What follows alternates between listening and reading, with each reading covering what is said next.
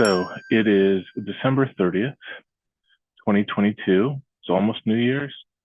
And I have a lot of personal goals and things I'd like to accomplish in this next year. A lot of personal things, take care of a lot of projects around the house, get in better shape, exercise more, walk more, drink more water, take care of myself, do more proactive stuff to go to the doctor and stuff.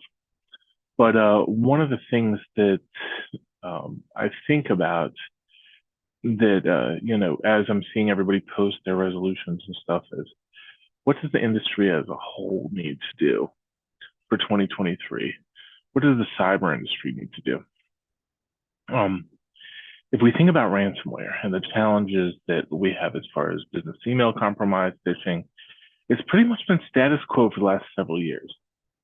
There's been a few things that have changed that have been kind of social political, such as the Ukraine war. But there haven't been a lot of technological improvements which have changed how we do, or process improvements that has changed how we function. One of the things that is a constant problem is phishing, and we continue to use email. And what's funny is, I mean, email is asynchronous. It's the last form of messaging that I look at. I look at Teams, Slack, everything else, text before I look at email. So email is the best way to not get a response from me. However, a lot of vendors and stuff do send stuff, and a lot of customers are sending important stuff via email. But now phishing has taken turns and is now you're getting phished over LinkedIn in messages and DMs. You're getting phished over Instagram and in Teams and wherever. You're getting phished on SMS. So it's not isolated to email.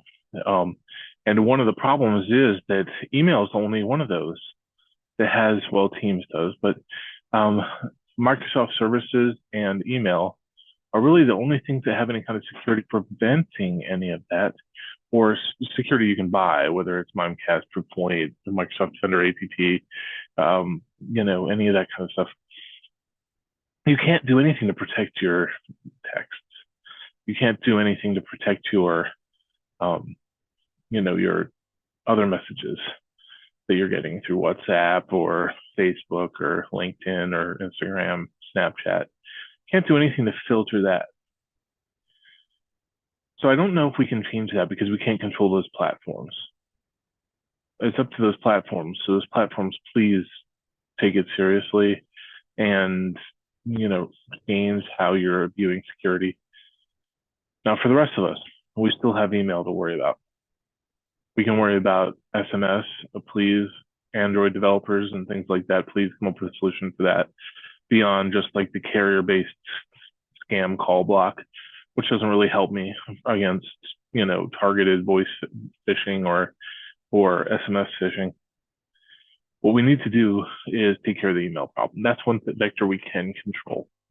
As an industry, what are we going to do to make it so that our customers are only getting safe email? Yes, there's security awareness. I love our security awareness partner, Infoma. They are phenomenal. Great phishing testing and awareness classes. They do an amazing job. However, they shouldn't be needed if we do it right. If we do email security right, then those malicious messages and those phishing emails should never get to the box. Now, I know those of you who are selling Mimecast and Proofpoint and everything you're like, oh, well, everything does get blocked, perfectly clean. No, I've used all these solutions before. I've done incidents where people had Proofpoint or Mimecast or Barracuda and, ended up with ransomware on their entire network. So I'm not standing behind any of your solutions as far as being definitive.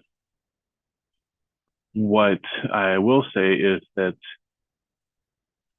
we need to do a better job in locking down email so that only maybe trusted senders and attachments that we allow are allowed in. Do we have a release policy similar to what I've seen on Mimecast when you're releasing things from the quarantine, but almost for every piece of mail.